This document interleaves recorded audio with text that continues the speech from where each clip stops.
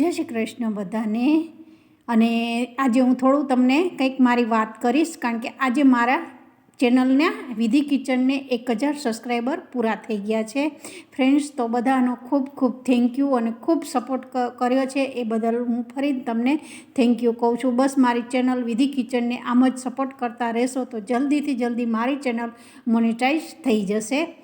तो मैं आज मारा 1000 सब्सक्राइबर पूरा थया छे ए निमित्ते मैं आज पेंडा बनाव्या छे। अने आ पेंडा मैं मावामांथी बनाव्या छे, जे दूधने उकाળી अने आपणे ओरिजिनल जे आपणा घरना दूधनो मावो होय एमांथी ज मैं आ पेंडा बनाव्या छे। तो एकदम आसानथी सरस आ घरे ज बनी जाय छे। अने जो तमारो उपवास रहता हो एमां बी तमे आ पेंडा आगले दी बनावीने राखी शको छो। अने भगवानने बी 11 होय तो तमे आ रीते जे ओरिजिनल आपणो घरनो मावो काढी अने एमांथी पेंडा बनावी छे ए टाइपना मैं पेंडा बनाव्या छे। अने उपर आ रीते चारोळीथी मैं गार्निश कर्युं छे। अने तमे जोई शको छो मलाईना अंदर मलाई छे दूधनी अंदर, तो एकदम शाइनिंग सरस आवी छे पेंडानी।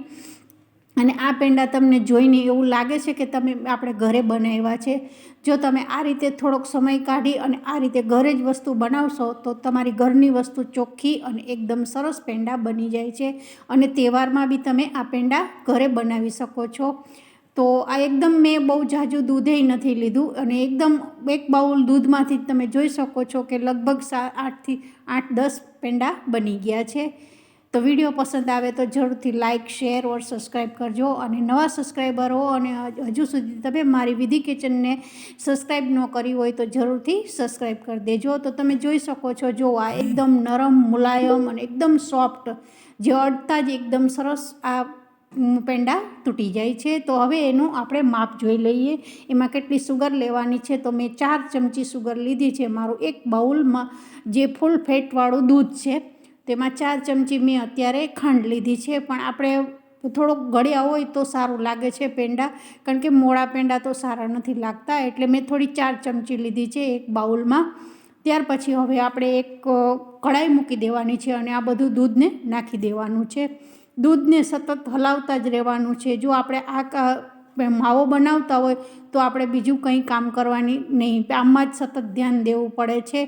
अने 15 થી 20 मिनिटमां सरस मावो बनी जाय छे। केटલું दूध होय तमारे केटली क्वॉंटिटी दूधनी होय एना उपर तमारे डिपेन्ड रहे छे के तमारो मावो केटली वारमां बनी जाय छे। तो मारे तो लगभग एक बाउल हतुं तो मारे 15 થી 20 मिनिटमां ज एकदम सरस मावो बनी गयो छे। अने सतत आ रीते धीमो गैस राखवानो छे अने हलावता ज रहेवानुं छे तावीथानी मददथी। अने साइडमां जो आ रीते मलाई बधी जामी जशे तो ए मलाईने आपणे छे ने साइडमांथी जेवी रीते दूध हलावता जईए एम मलाईने बी एकदम उखाड़ता जवानुं छे। कारण के मलाई जो વધારે પડતી ચોટી જશે તો એકદમ સાઈડમાં પોપડી બની જશે, એટલે ખાસ આ વાતનું ધ્યાન રાખવાનું છે। અને ત્યાર પછી મારું થોડુંક દૂધ જાડું થઈ ગયું છે, લગભગ કેટલી 10 મિનિટ થઈ ગઈ હતી। 10 મિનિટમાં મારું દૂધ આટલું થયું છે। ત્યાર પછી મેં ખાંડ નાખી દીધી છે અને ખાંડ નાખ્યા પછી તમે જોઈ શકો છો કે મલાઈ બહુ જ જામે છે। જે મલાઈ જામે છે એને આપણે આવી રીતે સાઈડમાં એકદમ હલાવી દેવાનું છે અને સાઈડમાં બિલકુલ પોપડી જામવા જ દેવાની નથી। જો પોપડી જામી જશે તો માવો એકદમ સરસ સાઈડમાંથી કાળો પડતો જશે। તો તમે જોઈ શકો છો મારો 15 થી 20 મિનિટમાં જ એકદમ માવો સરસ બની ગયો છે, પણ હજુ આપણો આ માવો બન્યો નથી, હજુ એકદમ પ્રવાહી જેવો છે।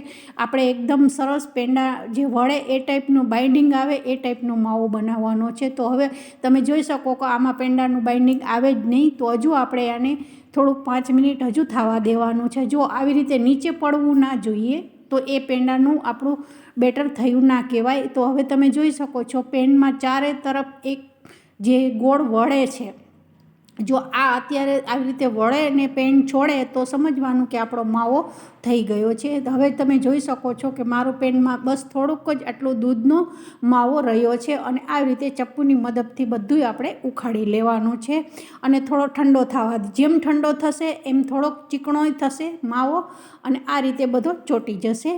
પણ એકદમ સરસ આ જેવી રીતે આપણે લોટ બાંધતા હોય એ જ ટાઈપનો આવો માવો સરસ બની જાય છે। તો આ રીતે તમે જો હાથમાં બી એકદમ બાઇન્ડિંગ આવી જાય છે માવાનું, જેવી રીતે આપણે લોટને કરીએ એ જ ટાઈપનું આ માવાનું આવી ગયું છે।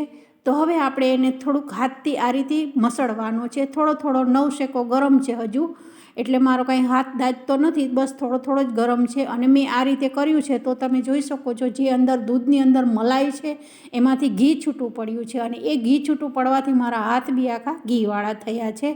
તો બસ આ રીતે તમે જો ઘરે જ બનાવશો ને, 1 લીટર એકદમ મલાઈવાળું દૂધ હોય ને તો એમાંથી લગભગ 20થી 25 પેંડા બની જાય છે. અને એકદમ સરસ આ પેંડા તમે જોઈ શકો છો. જો હું લગભગ મારે 10-12 પણ પેંડા થયા છે. જો તમે ઉપવાસ રહેતા હોવ તો તમે આગલે દિવસે આ રીતે બનાવી અને મૂકી શકો છો. અને ઠાકુરજીને જો તમે 11 રહેતા હોવ તો 11ના દિવસે તમે આગલે દી આ રીતે પેંડા બનાવી અને મૂકી દેવાના હોય છે. તો સવારમાં આપણે જે પૂજા કરતા હોય એમાં ઠાકુરજીને ભોગ ધરાવી શકીએ છીએ. તો આ રીતે બસ મેં બધા એના થોડા થોડા એક સરખો માપ કરી અને આ રીતે બધા કાઢી લીધા છે. અને એકદમ સરસ તમે જોઈ શકો છો, મારો માવો કેટલો સરસ બન્યો છે, જે આસાનીથી છૂટો પડી જાય છે અને ક્યાંય બી મારા હાથમાં ચોંટતું બી નથી.